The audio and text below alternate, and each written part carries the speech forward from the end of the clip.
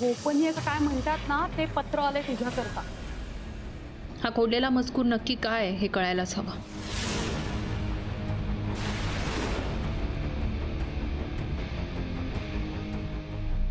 कारण असाच आहे.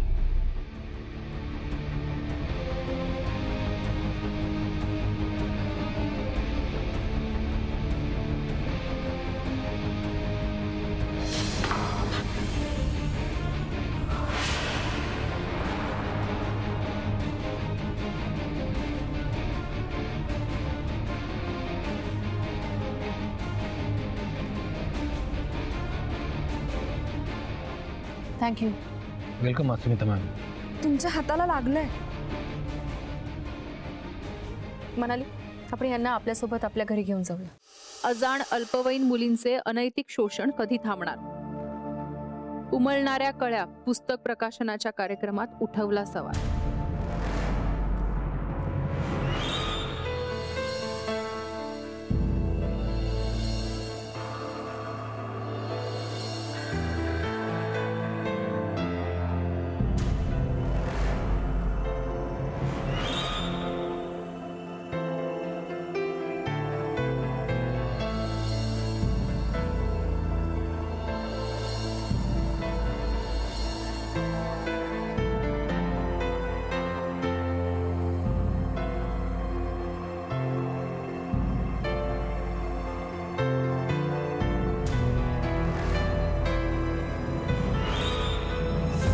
जोशी वहिनी, सगळी कामं झालेत, मी निघते. हा अगं बस ग थोड्या वेळ. आता हे जिलबी आणि समोसे आणायलाच गेले. थोडे मंजूसाठी पण घेऊन जा. थोडी बिचारी ती पण आता भुकेलेलीच असेल ना, घेऊन जा. नाही नाही नको, मंजू शाळेत ना आली असेल ना, घरी एकटीच असेल. बस बस ग, 1 तासाने काय होणार, एरवी ती राहत नाही का, ते राहीलच ती. हा म्हणजे या आधी राहिली घरी एकटी, पण आता पोर मोठी होते ना. बर. आणि मालक आणि मालकीन पण नाहीयेत घरी. त्यात एक वंगाळ माणूस नुसता तिच्यावर पाळत ठेवून असतो, तिच्याशी बोलण्याचा प्रयत्न करतो. अहो मला पण भीती वाटते म्हणून घरी निघते मी.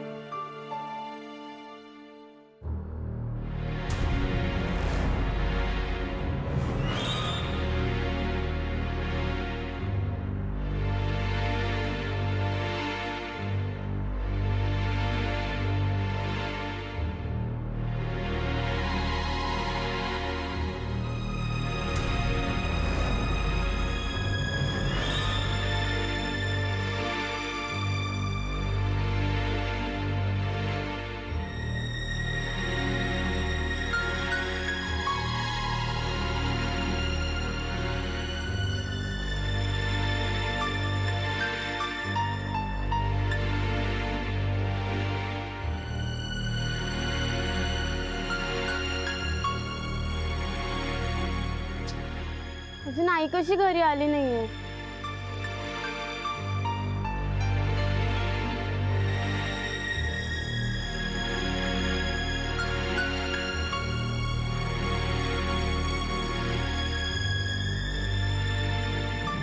अगं तू आधी का नाही सांगितलं मला? हे घे 20 रुपये आणि तू रिक्षाने जा.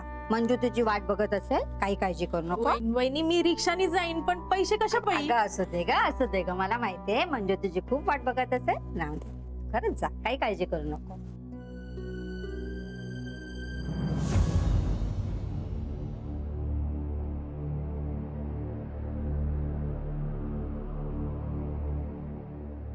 म्हणजे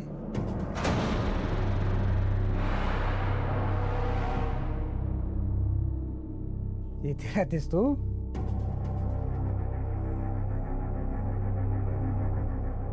अगं सकाळपासून तुझ्या माग माग होतं म्हणून कळलं मला.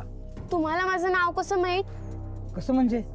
अगं तुझ्या मैत्रिणीसारख्या म्हणत असतात की मंजू मंजी, म्हणून कळलं मला. आणि आता झाडावरच्या चिमण्या कावळ्यांना पण कळलंय तुझं नाव मंजू आहे ते. ते पण सारखे म्हणत असतात मंजू म्हणजे. तुम्ही माझ्या शाळा सुटल्यावर पाठलाग का करता आणि सारखे माझ्याकडे का बघता हो? कारण तू मला आवडतेस. हे बघ तुझ्यासाठी जिलेबी आणि समोसे आणलेत, तुला आवडतात ना? अगं घे. नाही नकोय मला ते. पण तुम्ही माझ्यासाठी का आणले हे? अगं सांगितलं ना, जशी तुला जिलेबी आवडते तशी मला तू आवडतेस, खूप आवडतेस, म्हणून आणली तुझ्यासाठी. घे. नको आहे. अगं नाही नको अगं मला. अगं घे ग, अगं घे. हा शाबास, आजपासून आपली दोस्ती पक्की. आता तू सांगेल ते मी ऐकायचं आणि मी सांगेल ते तू ऐकायचं. हा चानी कुठली? हा हे काका चांगलेत की वाईट मी यांना सांगू का सगळं? हे माझं ऐकतील का?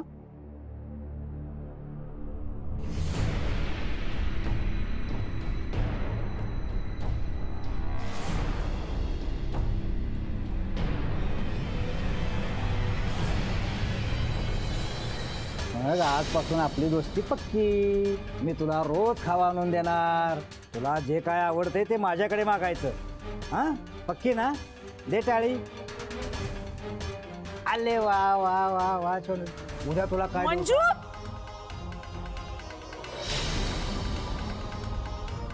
काय चाललंय? हा काय चाललंय? लांबो लांबो आधी तू लांबो. कोण आहे हा माणूस? कशा पायी आला तुम्ही इकडं?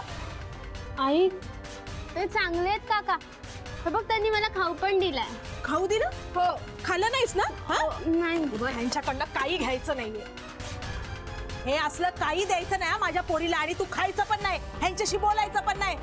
तुमच्या मनात काय चाललंय ना ते सगळं माहिती आहे मला. बाई उगाच का बोलताय मला? मी काय केलं तुमच्या मुलीला? मी कोणी चोर लपंगा नाही. मी तिला तिच्या आवडता खाऊ दिला, तिचे लाड केले. मी तिचे लाड करणारे तुम्ही कोण आहात? हा मी हाय ना, मी बघेन तिला काय आवडतं काय नाही आवडतं ते. हा बस बस बस.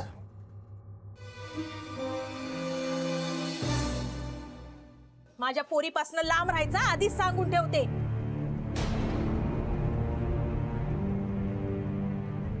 अहो शकूकडनं आवाज कसला येतोय? चल जाऊन बघूया. चल. काही खायला द्यायचं नाही, तिला फूस लावायची नाही. तुझ्या मनात काय पाप आहे ते चांगलंच ठाव आहे मला. काय झालं शकू? कोण आहे कोण आहे माणूस? बघा ना दादा, लयच वंगाळ माणूस आहे हा. आपल्या मंजूशी बोलण्याचा प्रयत्न करतो, तिच्यावर नजर ठेवून असतो. हजारदा सांगितलं माझ्या मंजूला भेटायचं नाही, तरी बी ऐकत नाहीये हा. आवाज जोशी वहिनींकडून यायला जरासा उशीर झाला तर मंजू एकटी आहे बघू तिला खायला द्यायला लागला, तिच्या जवळ यायला लागला. काय करायचं आता या माणसाचं? काही कसं बोलताय बाई? काय वाटेल ते आरोप करू नका माझ्यावर. मग ओळख पाळख नसताना तुम्ही मंजूला खाऊ कशाला देत होतात? आणि मुळात तुम्ही इथं आलातच का? थांब रमा, मी बोलतो त्याच्याशी. तुम्ही सभ्य स्त्रियांनी बोलावं अशा लायकीचं नाही हा. काय रे? मालक माझी लायकी का काढताय तुम्ही? मग काय तुझी आरती ओवाळू?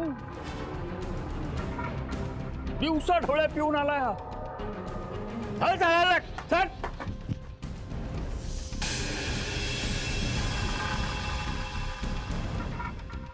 अरे अजून इथेच तू? चल चालायला सांगितलेलं समजत नाही तुला? आता धक्के मारून बाहेर काढू तुला? आपण मालक एक शब्द बोलू नकोस. आता जर तू इथून गेला नाहीस ना तर पोलिसात देईन तुला आणि ते 8 टाकतील तुला, समजलं?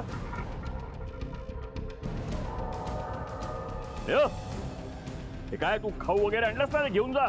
त्याची गरज नाही आम्हाला.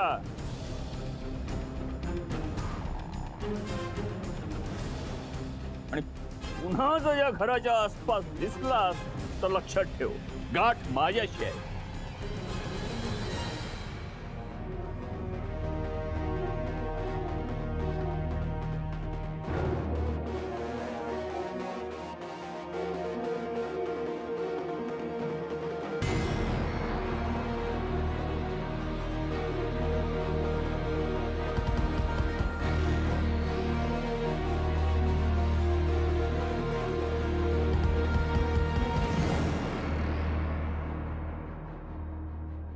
शकू, तू नको काळजी करू. आता तो नाही यायचा परत इकडे. तू मंजूसाठी आमच्या घरून काहीतरी खायला घेऊन ये. शाळेतून दमून आली ती. जा. वय दादा, मंजू कुलूप उघड आणि आज जा. मी रमा वहिनींबरोबर जाऊन येते. हा आलेच पटकन. वहिनी चल.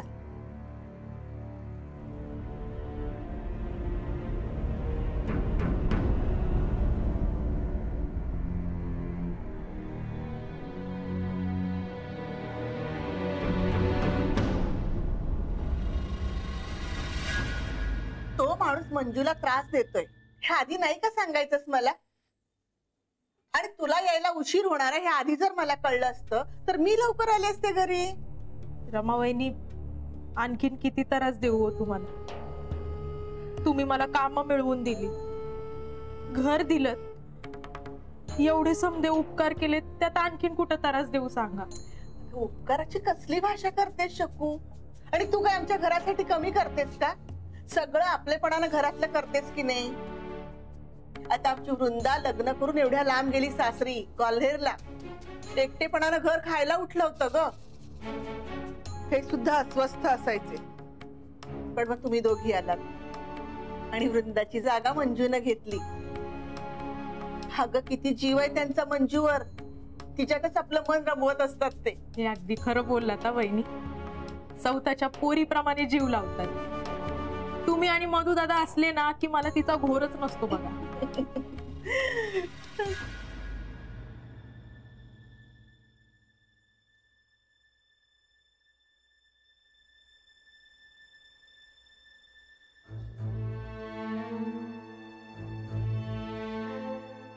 गेला गेला तो माणूस, खूप लांब गेला. अशी त्याला पोलिसाची धमकी दिली ना, आता पुन्हा म्हणून इकडे कधी येणार नाही. म्हणजे बा आता तुझ्या सुद्धा लक्षात यायला हवं, कोण आपला कोण परका, कोण चांगला कोण वाईट. सगळी माणसं सारखी नसतात का? कोणाशी बोलायला जायचं नाही, आणि कोणी खाऊ दिला घ्यायचा नाही. अगं मी आहे ना, मी देतो तुला खाऊ. ठीक आहे, राजगिरीची वडी आवडते ना तुला? तू मला आवडतेस म्हणून तुला देतो मी. तुझे लाड करतो. ओके नाही? हो म्हण. नाही. हो म्हण. हो. घे. नको मला. घे ग. मी तुला आवडतो का नाही? नाही. काय? हो हो. आवडतो ना? मग घे घे घे. थांब थांब, मी तुला भरवतो. घे घे घे.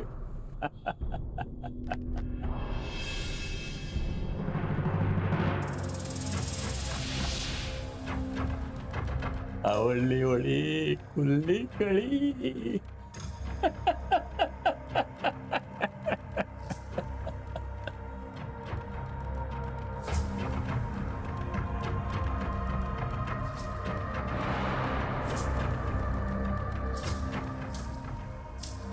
आई मेरी चिड़ी.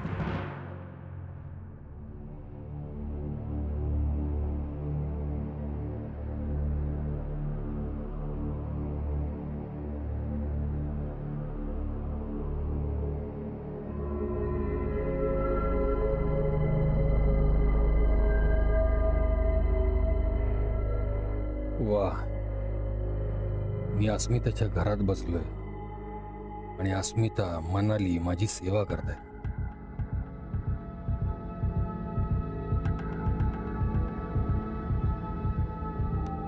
क्या बात है. हे मला आधी का नाही सुचलं? उगाच सिम कार्ड बदलत फोन करत राहिलो, मनाली बरोबर टाइमपास करत राहिलो.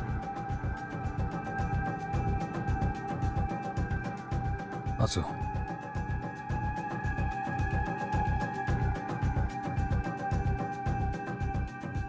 सर कसला विचार करता? नाही.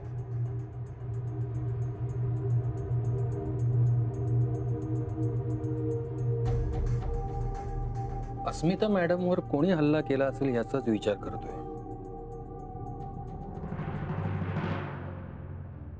सर प्लीज मला मॅडम म्हणू नका. मी मनाली सारखेच आहे तुमच्यासाठी. तिची मोठी बहीण समजा हवं तर. हा तुझ्या मनाचा मोठेपणा झाला अस्मिता. पण तू एवढी मोठी डिटेक्टिव्ह आहेस हे कसं विसरू मी. वाईट एकाच गोष्टीचं वाटतं की त्याला धरू नाही शकलो. थोडक्यात निसटला तो. काय आता स्वतःला फिट ठेवण्याचा कितीही प्रयत्न केला तरी वयामुळे थोड्याशा मर्यादा येतातच. पण त्याचा चेहरा तरी दिसायला हवा होता. तुम्हाला फार लागलं नाही यातच समाधान आहे. तो काय एक ना एक दिवस नक्कीच पकडला जाईल. नक्कीच. माझ्या शुभेच्छा आहेत तुम्हाला. थँक्यू.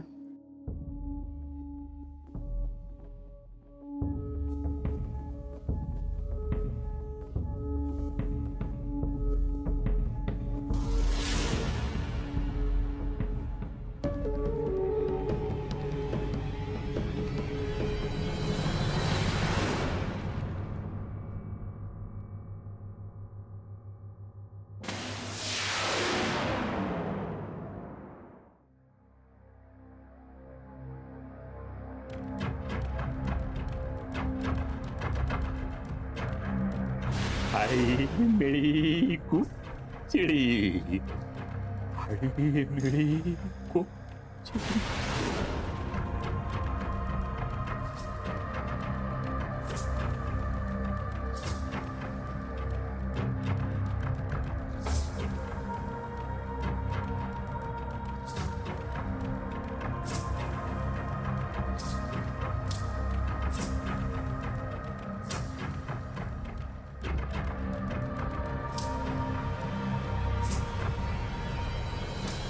हे काय अजून समोसा खाल्लाच नाही? अगं भरपूर आहेत आपल्याकडे. तिला आवडतात ना ग समोसे? नाही, मला भूक नाहीये. अगं असं काय करते ही? तिला आवडतात म्हणून मागवले ना समोसे. वहिनी हल्ली ना असंच वागायला लागली. धड खात नाही, काही बोलत नाही. बरं मी तिला विचारलं पण शाळेत काही त्रास होतोय का, कुठला मुलगा किंवा कुठली मास्तरीन बाई वरडतीये का, काहीच सांगायला तयार नाही. आता कसं आणि काय समजायचं सांगा. गेल्या महिन्यात तो दारुडा मवाली आला होता. तो तर त्रास देत नसेल ना हिला? काय हो, त्याची चौकशी केलीत का? हा जयंत त्याचं नाव. इथं पलीकडच्या गल्लीत राहतो. दारुडे आहे. एकटाच राहतो. पण मी दम दिल्यापासून इकडे फिरकला नाही तो. अहो पण रस्त्यात गाठून त्रास देत असेल तर?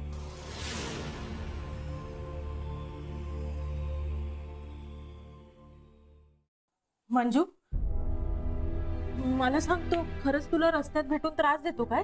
हा अगं निदान मला तरी सांग. नाही, तो त्रास देत नाहीये.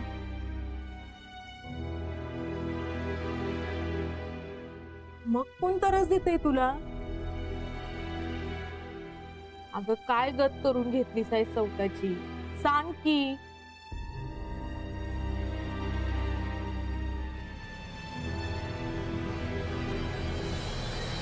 मंजुबा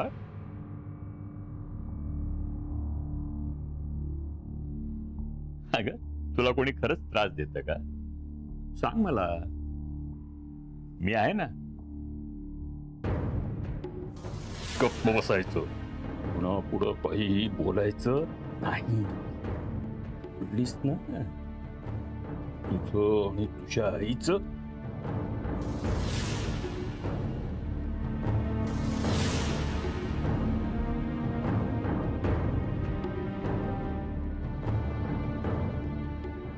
सांग ना मंजुबा. अगं तू गप्प राहिलीस तर त्या बागुलबुवाचं नाव आम्हाला कसं कळेल? मग तो तुला त्रास देतच राहणार. त्याला थांबवायला नको, शिक्षा द्यायला नको? सांग बरं, सांग त्याचं नाव काय आहे? अगं ते विचारतायत तर सांग ना. किती दिवस अशी कुडत राहणार आहे? हे बघ मधू दादा त्याला चांगलीच अद्दल घडवतील. तू फक्त नाव सांग.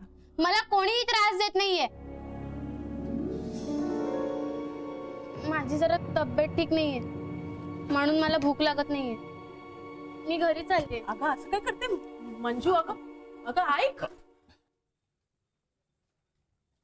काय बिनसलंय पोरीचं कोणाच ठाऊक. समोरच्याला हात सुद्धा लागला नाही ग. रमावणी काय झालं असेल माझ्या मंजूला? तिच्यावर कुणी करणी तर केली नसेल ना? छे ग, असलं काही नसतं. अंधश्रद्धा आहे सगळी. अगं खरंच तिची तब्येत बरी नसेल पण तिला सांगता येत नसेल. खरं म्हणजे या वयात होतं असं. आपण सांभाळून घ्यायला हवं. वर्गात कशी वागते? म्हणजे तिथं तर तिला कोणी त्रास देत नसते, विचारायला. मी अडाणी बाई, मी कोणाला आणि कसं विचारणार? मला वेळ मिळाला ना की मी तिच्या शाळेत जाते आणि तिच्या क्लास टीचरना विचारते. दादा वहिनी, गेल्या जन्माची माझी पुण्याई असेल म्हणून तुमच्यासारखी माणसं भेटली बघा. अहो तुम्ही नसते तर मी आणि मंजूनी काय केलं असतं सांगा. तू काळजी करू नको, सगळं व्यवस्थित होईल.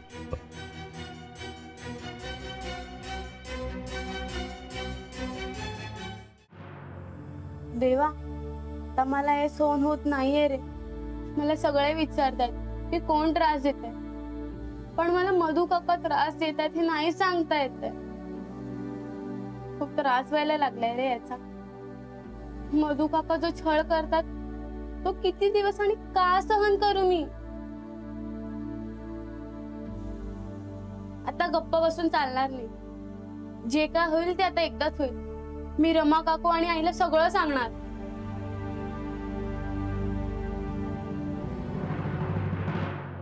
तथास्तु.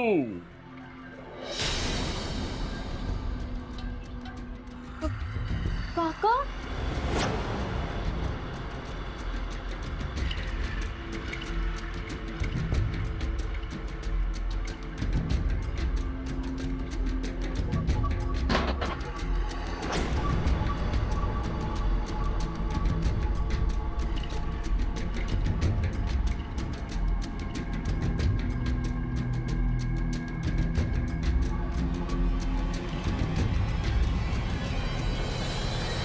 तुला इतक्या वेळा बजावून सांगितलं तरी तू रमाला आणि तुझ्या आईला माझ्याबद्दल सांगणार आहे? सांग. चांगल्या कामाला उशीर कशाला? नको ना काका, नको ना. तू माझ्याबद्दल किती त्या दोघींना सांगितलं तरी त्या विश्वास ठेवणार नाही. तू खोटं बोलतेस हे मी 5 मिनिटात रमाला सिद्ध करून दे. किती? 5 मिनिटात. माझ्या विरुद्ध बोलल्यानं तुझी आणि तुझ्या आईची काय अवस्था होणार आहे ठेवताय का तुला? अगं मी आसरा दिला म्हणून सुखाचे 2 घास खात नाही, दिवस ढकलताय. नाहीतर दारोदार हिंडायची वेळ होती तुम्हाला. तुझ्या आईला जे पैसे मिळत आहेत ना त्यातल्या निम्म्याच्या वर मी देतोय. मी आता राहिली ती बाहेरची 3 काप, त्यातली 2 सुद्धा माझ्या फोनमुळे मिळाली तुझ्या आईला. अरे हे आता तुम्ही राहताय ना, हे घर सुद्धा माझंच आहे. ठरवलं. 5 मिनिटात. किती? 5 मिनिटात तुम्हाला रस्त्यावर आणू शकतो. आणि एक फोन केला की तुझ्या आईची कामं सुद्धा बंद होतील. काय कराल तू? भिकारी व्हाल तुम्ही, भिकारी. माणसानं आपली पायरी ओळखून वागावं. माझ्याच घरात राहून माझ्या विरुद्ध तक्रार करणार आहेस तू? आजपर्यंत तुझ्या शिक्षणावर, तुझ्या आईच्या आजारपणावर माझे 16,000 रुपये खर्च झाले. किती? 16,000. पकडा तरी ऐकलंयस का कधी? आता ते मी समजा परत मागितले आणि तुझ्या आईने ते दिले नाही. तुझ्या आईला मी पोलिसात देईन. पोलिसात नाही, नको प्लीज, असं करू नका. अगं तुझ्या आईवर आजपर्यंत मी इतके उपकार केले, तुलाच काय? तिला सुद्धा काही केलं तरी तोंडातून ब्र काढणार नाही ती. तू माझ्या विरुद्ध तिच्याकडे तक्रार करतेस? जा जा, जाऊन सांग तिला, सांग. कमी बोलून आणू तिला. असं करू नका, मी नाही कोणाला सांगणार. पण प्लीज काका असं करू नका. काका चुकले मी, पुन्हा असं कधीच नाही करणार, कधीच नाही करणार, कोणालाच नाही सांगणार.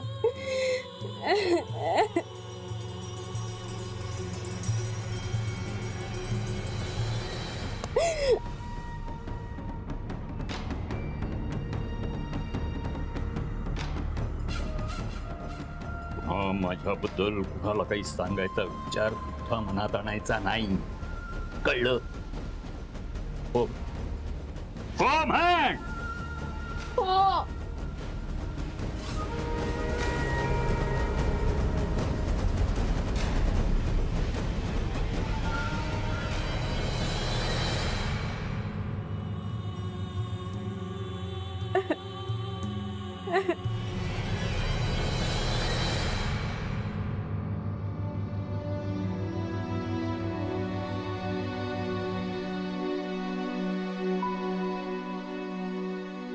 मंजू, हे बघ, रमावहिनी आणि मधुदादांना आपल्या पाठीशी आहेत. खरं सांग, तुला कुणी त्रास देत नाही ना?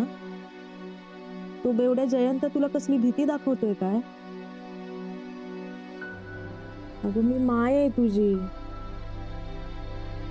मला तरी खरं सांग.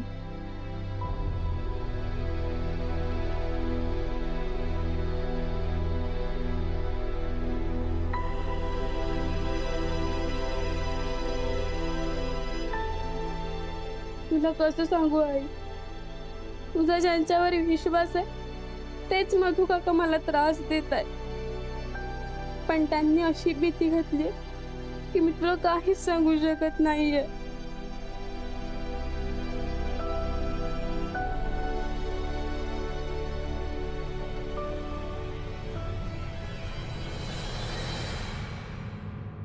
देवा, तुला तर सगळंच माहितीये, तू सगळं बघतोयस ना. मग मधू काका असं का वागतात माझ्याशी? मी हे आईला सुद्धा सांगू शकत नाहीये, फक्त तुलाच सांगू शकते. पण तू कोणाला तरी सांग ना, कोणाला तरी माझ्या मदतीला पाठव ना.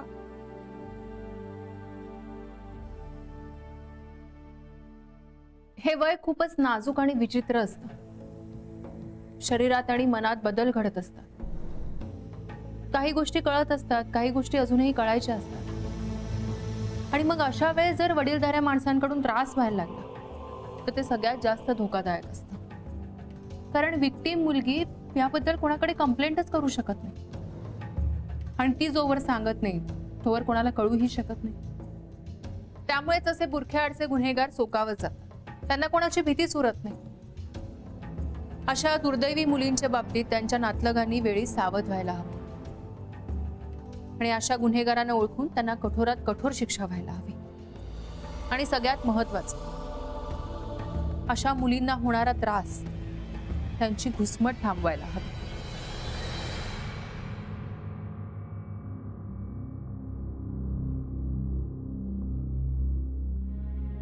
रमावहिनी, रमावहिनी, काय ग शकू, काय झालं? नाही, मी पण तुझ्याकडेच येत होते आता. ही रंगपेटी मंजूला तुम्ही दिली का? नाही नाही वहिनी, गेल्या आठवड्यात मंजू मला सांगत होती अशीच रंगपेटी तिला हवी होती. मी तिला म्हणलं महिना संपू दे, मग पैसे देते. आज तिच्या कप्प्यात मला ही रंगपेटी सापडली.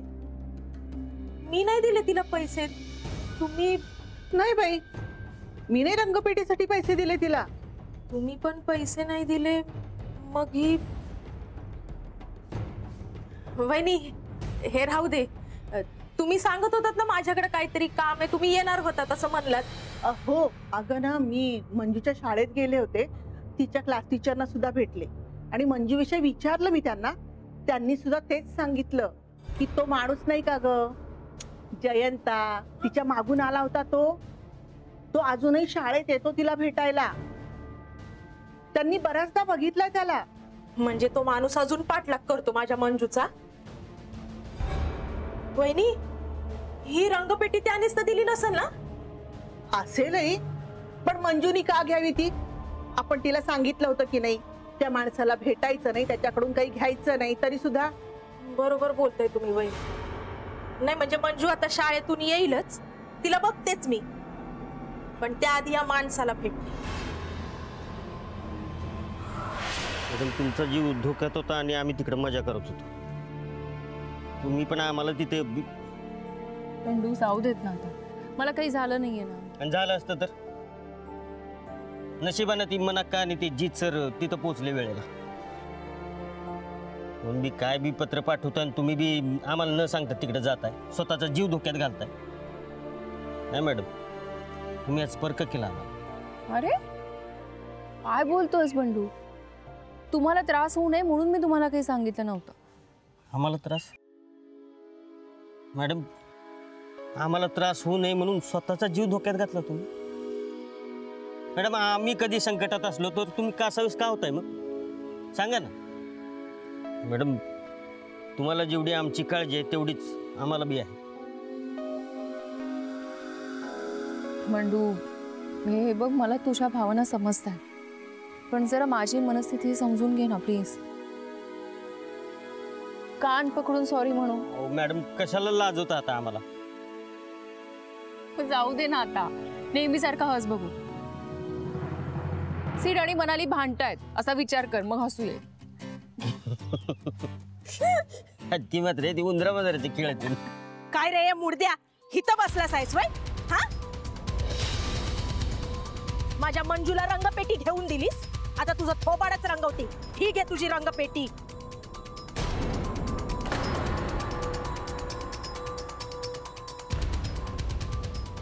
बंडू थांब.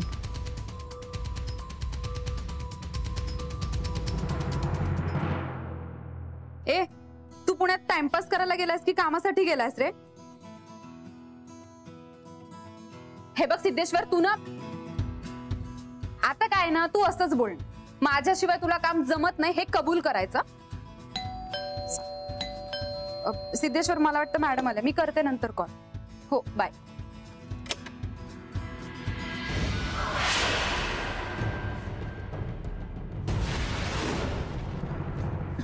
जीत सर, तुम्ही हो. या ना प्लीज, आत या ना प्लीज, बसा या.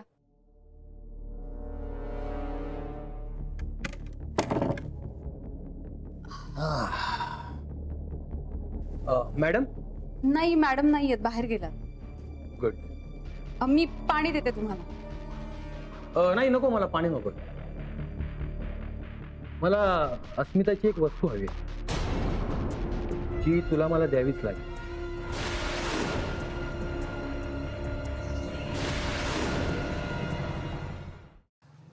तिला रंगपेटी हवी होती म्हणून मी दिली. तुला काय झालं एवढं चिडायला? तुला एकदा बजावलं होतं ना तिला भेटायचं नाही म्हणून, तरी पण भेटलासच ना. आज रंगपेटी दिली, उद्या आणखी काहीतरी देशील. तुझ्या वंगाळ मनात नेमकं काय चाललंय ना ते चांगलंच ठाव आहे मला. ए, माझ्या मंजूला पुण्यांदा भेटायचं नाही. तुझी सावली पण मी तिच्यावर पडू देणार नाही.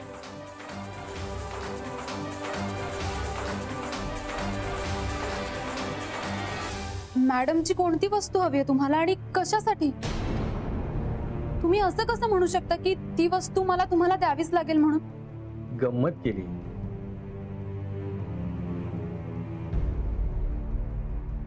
गंमत केली तुझी. मी तुझ्या मॅडमची पर्सनल डायरी किंवा ज्या पक्षामध्ये तुझ्या मॅडमचा जीव आहे त्याचा पिंजरा मागत नाहीये. मग काय पाहिजे तुम्हाला?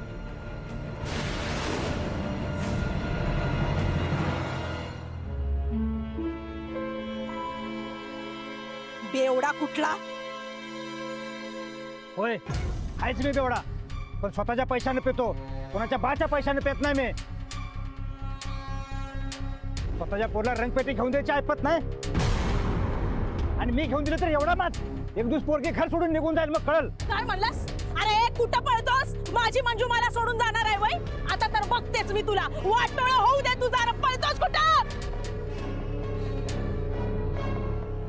मॅडम मला वाटतं मी महेशला कळवतो आणि आम्ही याच्या मागावर जातो.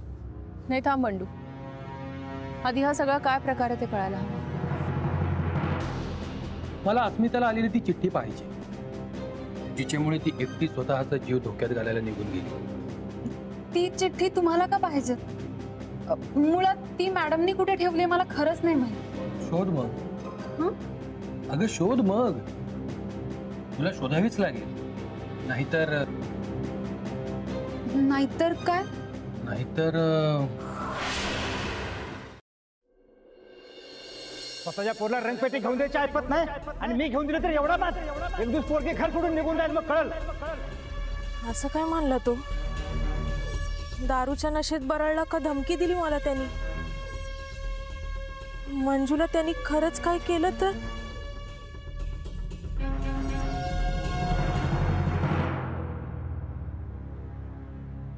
अन्यायाविरुद्ध लढण्याची तुझी वृत्ती आवडली मला, पण हा कोण माणूस होता आणि तुझ्या मुलीला काय त्रास देतोय? आपण कोण आहात? या आमच्या अस्मिता मॅडम, खाजगी गुप्त आहे. अस्मिता मॅडम तुम्ही आहेत का? माझ्या पोरीला वाचवा, या माणसापासून माझ्या पोरीला वाचवा, मला मदत करावं. मी मदत करेन तुला, पण आधी मला सांग नक्की झालंय काय? माझी पोरगी आहे मंजू. मंजू हल्ली धड खात नाही, काही बोलत पण नाही. हा माणूस लईच त्रास देतोय तिला, काहीच सांगायला तयार नाहीये.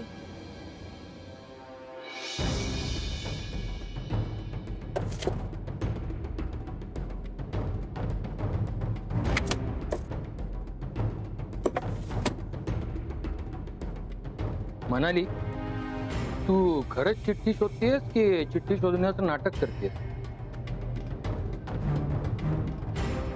सर मी खरंच चिठ्ठी शोधते, पण नाही सापडत आहे. मी 4 घरची धुनी भांडी करते आणि माझं घर कसं बसं चालवते बघा. तर मी तुम्हाला पैक नाही देऊ शकणार, तरी बी तुम्ही मला मदत कराल का? अहो ताई, आमच्या मॅडमना तुम्ही अजून ओळखलं नाही. आमच्या मॅडम प्रत्येक काम पैशासाठी नाही करत. अन्याय होत असेल तर पदरचे पैसे खर्च करतील, पण न्याय मिळवून देतील. तू पैशाची काळजी अजिबात करू नकोस, मी तुला नक्की मदत करेन.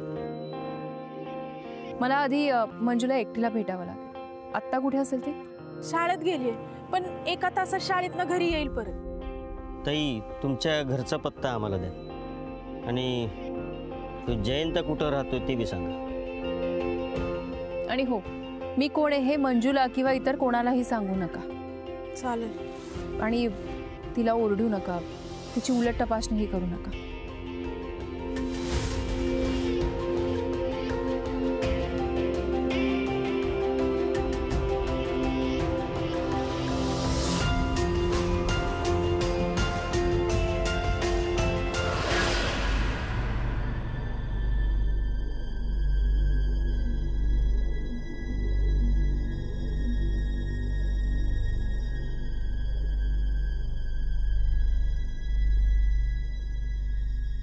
तुम्ही? मंजू, मी दिलेली रंगपेटी तू घरी ठेवली होतीस का? शाळेत का नेली नव्हतीस? आमचा चित्रकलेचा तास नव्हता, पण हे तुम्हाला कसं कळलं? ही बघ, ही ती रंगपेटी. रंगपेटी? ही अशी कशी झाली? आणि यातले खडू कसे तुटले? आणि तुमच्याकडे कुठून आली खडूपेटी? ही तुझ्या आईला मिळाली. हे तिला कसं कळलं ते माहीत नाही, पण मी ही रंगपेटी तुला दिली याचा खूप राग आलाय तिला. तिने 4 लोकांसमोर माझ्या अंगावर फेकली, मला वाटेल तसं बोलली.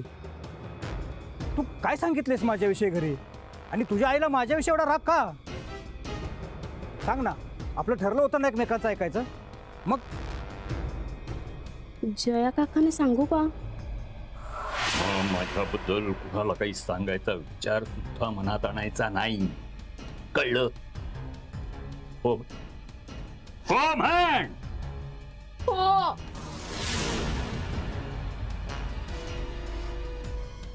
मला उशीर झालाय, आई ओरडेल मला. मी जाते. थांब मंजू, काय झालं?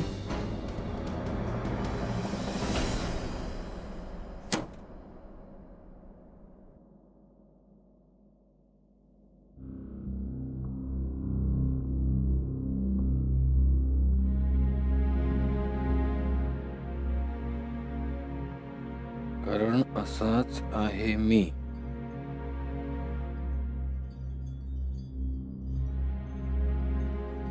असाच आहे मी, हे तर अभिमान बोलायचा. अभिमान? अभिमान कोण? मॅडमचा नवरा. म्हणजे आत्ता ते एकत्र नाही राहत. ओ आय सी. हा मजकूर असा का दिसतोय?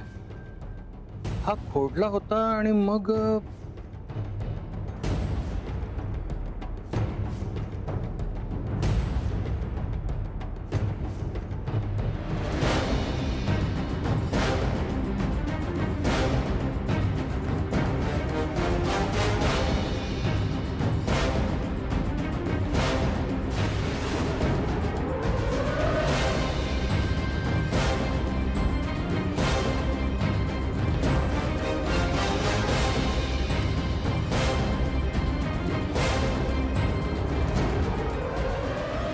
बंडू,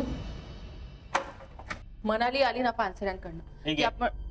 अरे आली पण. मला काही इथं आहे तुम्ही त्या पानसऱ्यांच्याकडे जाणार होतो ना तुम्ही? हो मी जाणार होते, पण त्यांचा फोन आला आणि सांगितलं की 2 दिवसानंतर या. मग मी नाही गेले. मला वाटलं तू जाऊन आलीस का काय.